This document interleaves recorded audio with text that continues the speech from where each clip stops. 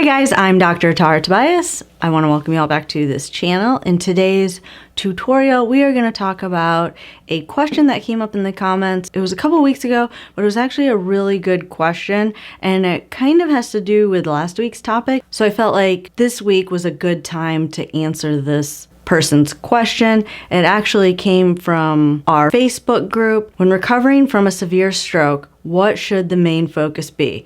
To create neuroplasticity or to decrease spasticity? And that is actually a really awesome question that seems like it has a really simple answer, but the answer is actually pretty complex. As most of you already know that are dealing with a neurologic injury, it's not a black and white science when it comes to rehab and recovery. And you hear this a lot, and I know it gets frustrating for some of you, but it is different for each person. And so each person's recovery is going to be a little bit different, but that's a little bit of a tangent. Back to the question, it definitely is not an either or. So it's definitely not you focus on neuroplasticity or you focus on spasticity, and that is what I'm going to go over today. But if you're new to my channel and you haven't yet subscribed, go ahead and hit that subscribe button, turn on that notification bell so that you'll be notified every time I upload new videos. And now let's go ahead and dive in. So this is going to be a quick review because I know a lot of you are very familiar with spasticity because you talk about it a lot in the comments. And I know that most of you have a pretty good grasp of what spasticity is. But just a quick review, and I've done a whole video on this. So for those of you that are newer or you haven't seen those videos, I will put links for those videos in the description below. But brief explanation, spasticity is a condition that occurs in anyone who has damage to their brain or spinal cord. It's an involuntary, velocity-dependent muscle contraction. So the nerves that are responsible for making muscles contract, those nerves are hyper excitable. It has a lot to do with this reflex arc, which is part of the neurologic system. If you've ever been to the doctor and they've tapped you on the knee and your leg's gone out, has to do with that system. But basically that system is overactive. Now there's a counterbalance to that in a healthy brain that inhibits that, especially when you don't want if we go back to that doctor's office example, especially if you don't want the leg to jerk out like that, your body and your brain need to work together. So the brain needs to communicate with the muscles to dampen that reflex response when similar situations happen with real life movement. So basically, when there's damage to the brain or the spinal cord, that system becomes overactive. You don't have the inhibition system from the brain to stop that from happening.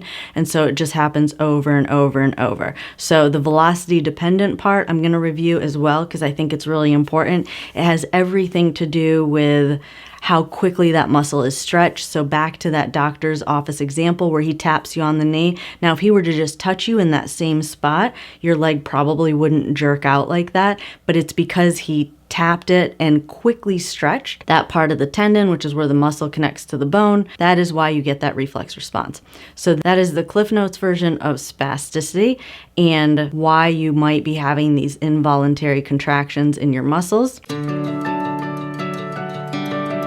And then now, what is neuroplasticity? And a lot of you are very familiar with this term as well because I've done some videos on this. But again, I'm going to go through a quick review. I think it's always good as well, even if you watch those videos, just to refresh your memory as to what's going on inside your body. It really helps you to think or focus on the right things when you're doing your exercises. So quick review, big picture, neuroplasticity is a big picture term that is the ability of the brain to rewire or build new synaptic connections in response to new learning, new experiences, or injury, such as a brain injury. And I would almost say that the injury in itself creates new experiences and new learning. Even though you've done skills before, your brain has lost those connections or lost the parts of the brain or have damaged the parts of the brain that are responsible for that. So your brain does go through a new rewiring process.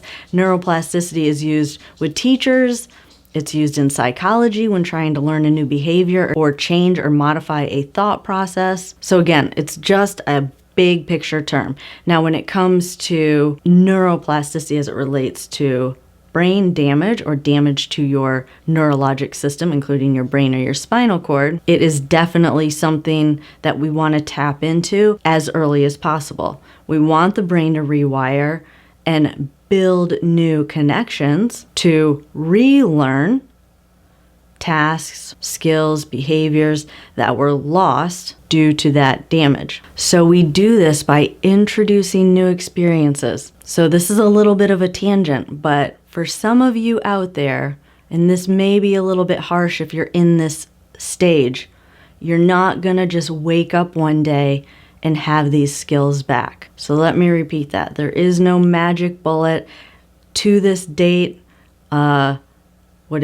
September 7th, 2020, there is no treatment that is going to bring those skills back automatically. So what do? We tap into neuroplasticity. Neuroplasticity is the ability for the brain to rewire or develop new connections in response to new learning, new experiences. So that's a little bit of a tangent. But just to clear up the confusion on one other theory that some people have is that our brain's ability to rewire or form new connections happens from birth to death. So it doesn't stop at a certain age. Adults can rewire their brain. If that were not possible, you would not be able to learn new information as an adult. So we know that this process goes on. We know that it's super duper important after a stroke or a brain injury or an MS exacerbation, anything where those nerves have been damaged. And now to connect the two terms, regardless of whether you have spasticity or not, neuroplasticity needs to be happening. So first, let's give some examples of how we tackle neuroplasticity or how we create new experiences so that someone's brain can rewire and learn skills that were lost. There's a variety of things. For those of you that have neglect, we want to increase attention to that arm. We could do that through rubbing, tapping. I've done a whole blog on this, putting everything that you want to attend to on the involved side of the body to increase your attention to that arm and that leg. Put a watch on your involved arm. We also do it by encouraging moving.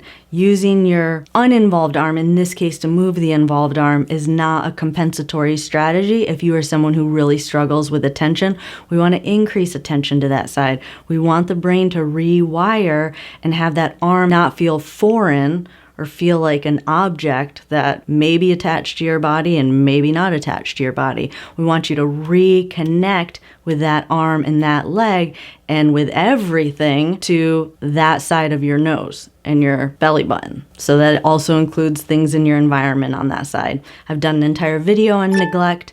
I will put a link for that video in the description below, but that is also neuroplasticity. So now, what do you do if you have spasticity? Is it gonna make some of those activities more challenging? Absolutely, but they're not in a vacuum. It's not like you address the spasticity first and then you address the neuroplasticity. We have to work on them together, and this is where the individualized treatment plans comes into play, and where you hear a lot, every stroke is different. This is one scenario. If someone has a lot of spasticity, you want to encourage rewiring to get the arm to move again and to get someone's brain to connect with that side of the body. But you could also be dealing with involuntary movements, involuntary muscle contractions. So what do you do in this case? Yes, you still want to encourage movement, but the experience needs to be very similar to what the experience was before your stroke or your brain injury or your MS exacerbation to get good quality movement. Remember, neuroplasticity, the brain's ability to rewire, is in response to experiences. So if you introduce experiences to it by movement, allowing involuntary muscle contractions, then that's ultimately what you're going to learn. Not only that, one way to decrease spasticity is to increase brain input. So if you think about it, brain rewiring may actually decrease spasticity if you do it correctly. So what does that mean? How do you do it correctly? Or how do you create experiences correctly when you have these involuntary contractions? Well, one is you want that inhibitory part of the nervous system that I talked about at the very beginning that is not working when it comes to spasticity. You really want to make sure you're getting some rewiring or getting some of that action from that inhibitory system. So you want to dampen some of those involuntary contractions. I've shown this in other videos. You do that by putting braces on or splints on or anything you can to stop those involuntary movements so that you can address other movements or start introducing experiences where the arm is moving without that spasticity kicking in. For instance, you could definitely work on shoulder. A lot of times there is the ability to move the arm without some of the the overactive muscles around the shoulder kicking in, but you don't want the bicep kicking in and you don't want the arm flexing up, so you block the elbow. There's a couple of different things I use to do this. I love an air splint. Sometimes I use a knee immobilizer or an elbow immobilizer. I like a knee immobilizer because it's longer. Sometimes an elbow immobilizer will cut into the bicep, and then sometimes that might trigger that stretch reflex. So that's why sometimes for some of you I use a knee immobilizer. And then back to that air splint, that gets into another technique or strategy that you can use to decrease spasticity, and that is deep pressure. A lot of times helps. Nice, even deep pressure. If you think about babies that are overactive, swaddling them and just kind of tucking them up nice and tight. I like to view spastic muscles that way. You just want to tuck them up nice and tight and just kind of inhibit them a little bit. So you might tap into that inhibitory part of the nervous system if you provide nice, even, deep pressure. This air splint really does do that. I've ordered all of the ones on Amazon. This Urias air splint is a Rehab air splint. All the rest that are on there are made for protecting a body part after a fracture to get someone to the hospital. They don't work. They leak, they lose air. They're not meant to be rigid enough or strong enough to prevent some of those spastic muscles. So that would be for the bicep. For the wrist and the hand, I also splint that when I'm working on good quality movement and getting some rewiring around good quality shoulder movement. I will also splint the hand and the wrist to prevent it from flexing up. Those are just some examples, but you can see they're going hand in hand. So we're working both. Now, again, everyone is going to be different. I could come up with a million different examples based on how someone would present after a stroke or a brain injury. So some people, their arm and their wrist is super duper spastic and almost to the point where now there's contractures where those muscles aren't even long enough to get the hand open. So I would get it as far as I could and just splint it there. Well, that requires a whole different setup because the hand's not fully open. So then I kind of build something around that at that time. But the main point is if you understand, hopefully now you understand what the mindset is and how you connect the two terms of neuroplasticity and spasticity so that you can get creative and come up with ways to limit spasticity to really be able to get that brain rewiring and get the arm and the leg moving again properly. There's this guy on Instagram, and I just have to give him a shout out. I don't even think I know his real name. On here, he's Symbolizer, and on Instagram, he's The Road to Recovery 2020, I believe. I'll go back and check and add it in post-production, but he's so creative. I'm actually getting ideas from him by watching his Instagram. He comes up with so many great ideas because he's just creative and he's thinking outside the box, and he's coming up with ways to combine spasticity and neuroplasticity together. But I will tell you, just based on what he shows on Instagram, this gentleman is relentless. And I kid you not, he probably does hours of introducing experiences every single day, and that's really what it takes. So I encourage you to watch him and follow him just so you can kind of see what he's doing, because I truly believe he will inspire you and motivate you to possibly amp up your rehab at home just a little bit. But if you have any questions around this, definitely leave them in the comments below. If you have experience with this and you have cool ideas, definitely leave those in the comments below.